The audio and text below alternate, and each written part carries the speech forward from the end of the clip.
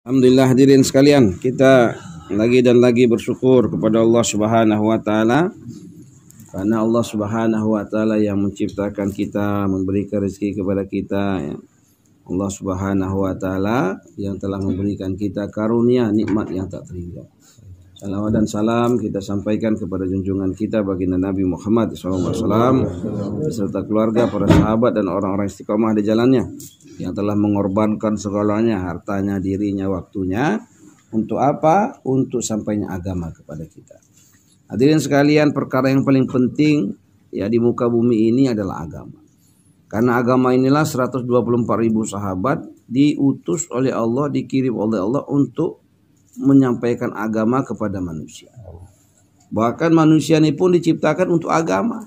Ya, jadi kita diciptakan ini bukan untuk menghindari corona, bukan untuk selamat dari masalah, musibah, bencana, bukan untuk kebun, bukan untuk sawit, bukan untuk jabatan, bukan untuk istri, bukan untuk anak, bukan untuk rumah. Tapi kita diciptakan Allah untuk agama.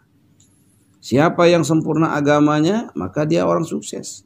Dan orang yang sukses itu akan ditempatkan Allah di tempat-tempat orang sukses. Di mana itu? Di tempat yang indah selama-lamanya, di tempat yang bisa membahagiakan selama-lamanya, dengan makanan-makanan yang terenak, dengan kedudukan-kedudukan yang termulia, dengan pakaian-pakaian termulia. Di mana itu? Di surganya Allah. Kapan? Selama-lamanya. Ya. Tapi kalau agama kita tidak sempurna hadirin, maka kita termasuk orang yang gagal. Di mana ditempatkan orang yang gagal? Di tempat yang celaka. Berapa lama? Selama-lamanya. Di mana itu? Di nerakanya Allah Subhanahu wa taala, ya. Maka hadirin sekalian, agama ini syarat mutlak untuk mendapatkan kebahagiaan, kesuksesan, keselamatan dunia akhirat. Siapa-siapa yang ingin selamat, bahagia dunia akhirat, maka syaratnya sempurnakan agama. Apa itu agama? La ilaha illallah Muhammad Rasulullah. Itulah agama.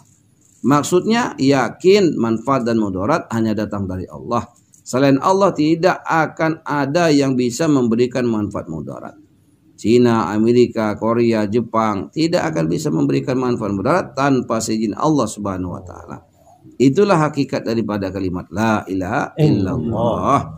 Hadirin sekalian, para sahabat itu tidak ahli nuklir, tidak ahli pertanian, tidak ahli ekonomi, tidak ahli teknologi, tapi para sahabat Nabi ahli la ilaha illallah. Maka karena mereka ahli la ilaha illallah, maka seluruh ditundukkan Allah kepada para sahabat. Lautan, singa, gunung, semuanya. Bapak hadirin sekalian, sahabat ketika ingin berdakwah menyeberangi lautan, tidak ada kapal feri ketika itu. Mereka pakai koda, pakai onta, dan jalan kaki. Mereka seberangi lautan itu tanpa ada satu orang pun yang tenggelam di dalam laut. Kenapa? Allah kuasa, selain Allah tidak kuasa. Sebagaimana Nabi Musa, sebagaimana nabi-nabi terdahulu hadirin, dan wali-wali Allah, para sahabat juga begitu mencontohkan kita. Mereka ahli-ahli iman, ahli-ahli la ilaha illallah. Maka mereka mendapatkan keridhaan Allah. Ketika mereka mendapatkan keridhaan Allah, maka seluruh ciptaan Allah akan ridho kepada mereka hadirin sekalian. Dan yang kedua adalah Muhammad Rasulullah. Ini hakikatnya adalah bagaimana kemudian kita menyempurnakan kehidupan kita itu sebagaimana kehidupan Rasulullah. Maknanya 24 jam kita hidup seperti Rasulullah. Siapa yang sudah pernah sukses mencontoh? Para sahabat. Para sahabat itu hadirin sekalian mencontoh 24 jam kehidupan Nabi menjadi kehidupan mereka. Apa yang dibuat Nabi, mereka akan buat. Apa yang diyakini Nabi, mereka yakin. Apa yang ditolak Nabi, mereka tolak.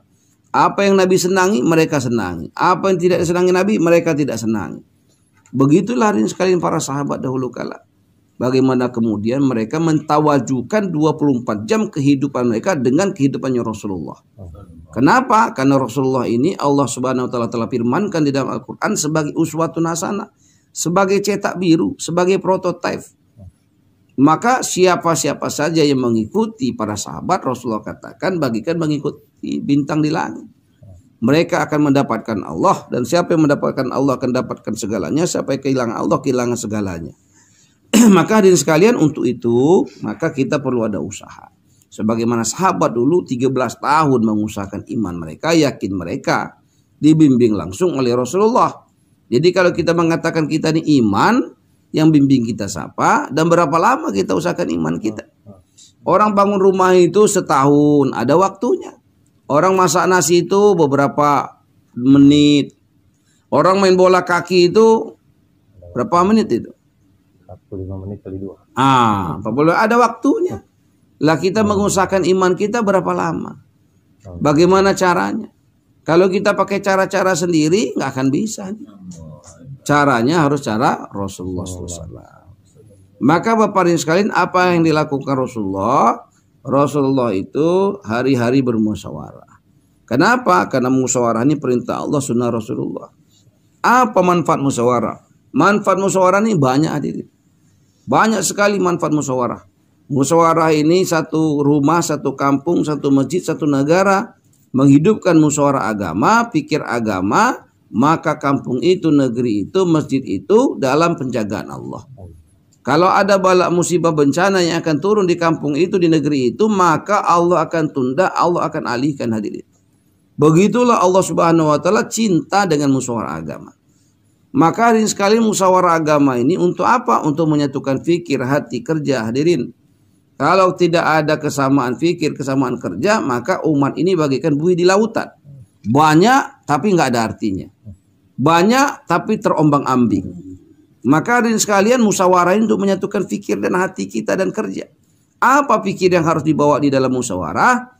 Bagaimana kita pikirkan setiap umat manusia yang ada di muka bumi ini itu kenal kepada Allah, taat kepada Allah, hidup cara Rasulullah. Berfikir cara Rasulullah. Mati cara Rasulullah. Maka hadirin sekalian kita perlu pikirkan. Dan fikir ini adalah amal yang luar biasa nilainya. Ya, fikir ini adalah amal yang luar biasa nilainya. Fikir ini lebih hebat nilainya daripada amal ibadah. Maka hadirin sekalian, kita pikir bagaimana kemudian masjid-masjid di seluruh dunia ini itu hidup sebagaimana Masjid Nabawi. 24 jam dakwah ilallah, ta'lim wa ta'lum, zikir, ibadah, hikmat. Dan rumah-rumah di muka bumi ini sebagaimana rumah para sahabat, rumah Nabi, hidup juga amalan agama, sempurna amalan agama. Bukan sempurna amalan dunianya, tapi sempurna amalan agamanya. Dakwah ilallah, ta'lim wa ta'lum, zikir, ibadat, hikmat, hidup di setiap rumah-rumah yang ada di muka bumi ini. Maka hadirin sekalian, suasana agama akan ada di masjid, suasana agama akan ada di rumah, dan pada akhirnya orang betul-betul hadirin sekalian hidup dalam suasana agama, mati dalam suasana agama. Apalagi yang kita pikirkan, yang kita usahakan, bagaimana setiap laki-laki balik hadirin sekalian sholat berjamaah di masjid, ambil usaha dakwah fi sabilillah. Dan begitu pun wanita-wanita tutup aurat secara sempurna, anak-anak menjadi penghafal-penghafal Quran, hadirin sekalian. Inilah yang kita ingin pikirkan. Dan musyawarah nanti akan dipimpin seorang pemimpin musyawarah, di mana beda dengan musyawarah dunia. Kalau musyawarah dunia, usul kita diterima, kita bangga. Usul kita ditolak, kita merasa hina. Kalau musyawarah agama berbeda. Ketika usul diterima, kita istighfar, mohon ampun. Jangan-jangan usul kita ini membawa kemudaratan. Kalau usul kita ditolak, kita bersyukur. Ya, kita terhindar dari segala macam keburukan. Maka hadirin sekalian, nanti pemimpin musyawarah akan meminta ya kargo dari amal atau apa yang kita buat selama satu hari untuk agama. Ya, apa yang kita buat selama satu hari untuk agama. Bagaimana sholat kita, bagaimana bacaan Quran kita, bagaimana dakwah kita, bagaimana yang lain-lainnya begitu. Dan setelah itu hadirin sekalian, maka pemimpin musyawarah akan meminta kepada kita untuk memberikan usul. Apa yang akan kita buat satu hari ini dalam rangka mewujudkan agama sempurna pada diri kita, keluarga kita, umat di seluruh alam. Dan yang terakhir nanti pemimpin musyawarah akan membentangkan program-program agama, tawar-tawaran agama. Dan masing-masing kita menyiapkan diri untuk menerimanya. Insya Allah semua bersedia.